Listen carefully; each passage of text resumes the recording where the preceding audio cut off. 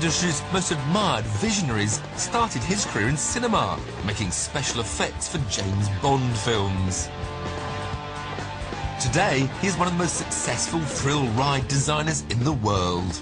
Enthusiasts believe that John Wardley has been responsible for many of the greatest rides ever made. When I create a ride, my ultimate goal is the end result, to give people a thrilling, exciting, amazing experience.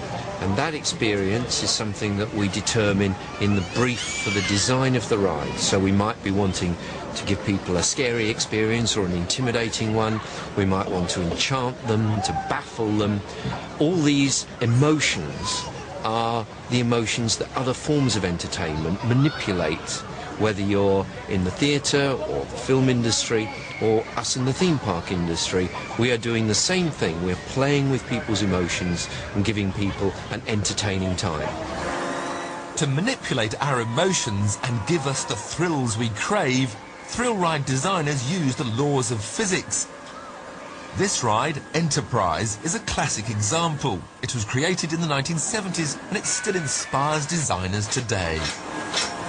I'm about to be spun round in a circle, vertically upside down, 25 metres in the air, and yet there is nothing going to be holding me in my seat. There are no seat belts, no lap bars, no over-the-shoulder restraints. Nothing is going to hold me in when I am upside down on this wheel, 25 metres in the air. Well, what on earth is it that's holding me in? Well, some of you might say centrifugal force. Well, the physicists don't like people talking about centrifugal force. They talk about centripetal force. But what is this force? Well, it's very simple, really, when you understand. Basically, anybody in motion wants to go in a dead straight line unless some force tries to nudge it off course. So when you throw an object, that object wants to go in a perfect straight line, but gravity pulls you back down to Earth. So when I'm on this wheel, spinning round as I am, I don't really want to go around in a circle at all. I want to be projected in a dead straight line. Yet the seat that I'm sitting on is constantly nudging me around in a circle towards the centre in order to make me spin round.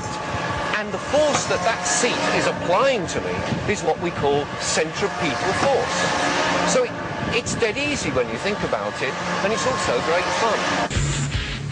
On this ride, the restraints have a different but equally important role. They create the illusion of being able to fly.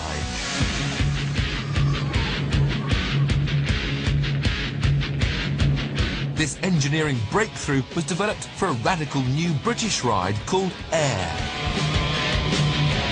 It's the first ride in the world where you fly like a bird, and it uses the ultimate in harness technology.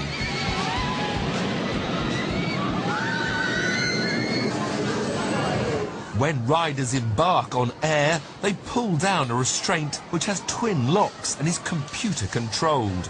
Underneath is a remarkable flexible jacket made from neoprene, a synthetic rubber that automatically moulds to the rider's shape so that everyone feels comfortable and is completely safe.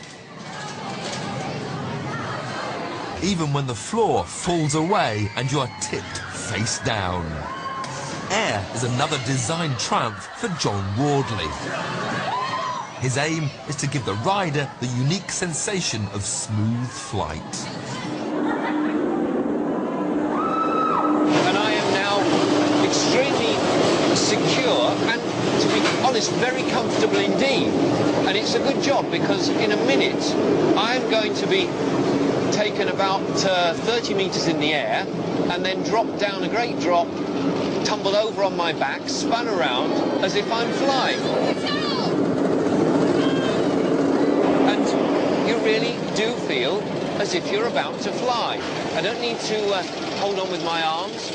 Here we go, down the first drop, and you're like a bird. You're flying through the air. This is like no other roller coaster. Wow. And now I'm rolling over on my back. It's an amazing sensation. And turning back over onto my front and diving down underground, down from the tunnel, up around, over the heads of everybody below me. Another barrel roll. But you feel as if you are flying where you would want to go if you were a bird. I'm not being wrenched in directions that my body doesn't want to take me. It is so incredibly smooth and the most beautiful sensation of flight. So there you have it, Air, the world's first real flying roller coaster.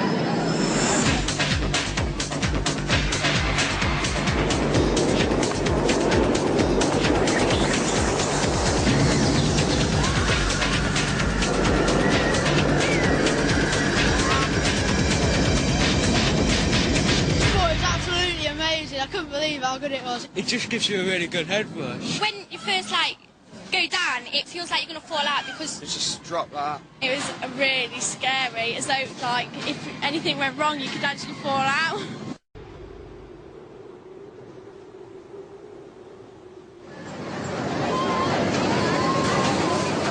While some thrill rides are designed to trigger a cocktail of different sensations, others are custom-made to achieve a specific psychological effect. With Oblivion, the technology is geared to intimidate you. Oblivion is the first drop roller coaster in the world. While queuing, passengers are told that they could die. Riding Oblivion rates higher on the terror scale than any other ride.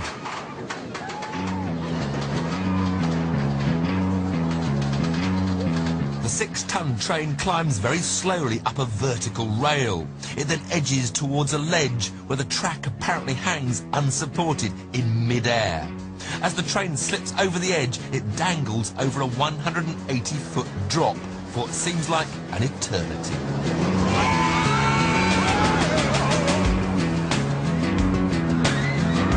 The riders then hurtle towards the black hole in the ground far below. As they enter the void, they're sprayed with a mist which momentarily conceals the route underground.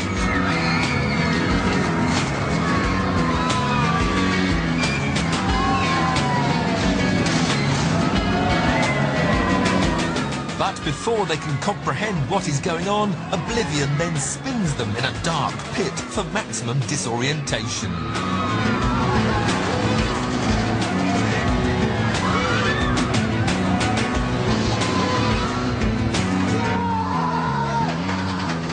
The challenge for leading designer John Wardley was to make each moment before the drop as terrifying as possible.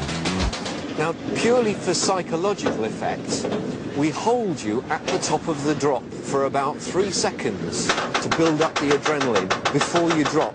Now, of course, with a normal roller coaster, you can't do this because as soon as you leave the top of the chain lift, you're actually rolling under gravity.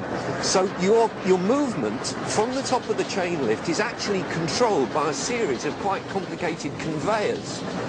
One of them being a vertical chain conveyor that's the reverse of the lift that we're climbing at the moment, so that you are engaging on a chain, and that chain then holds you at the top of the precipice for 3 seconds. For most people it feels like 33 seconds, it feels like an eternity, but you're just held there for 3 seconds, and then a clutch releases and the chain allows you to drop. From that moment on you really are free running.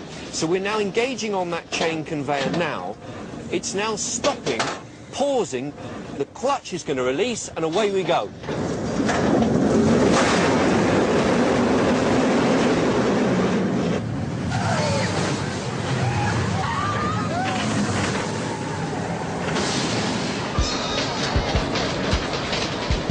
Oblivion plunges 180 feet in just 2.2 seconds. But even this is not enough for some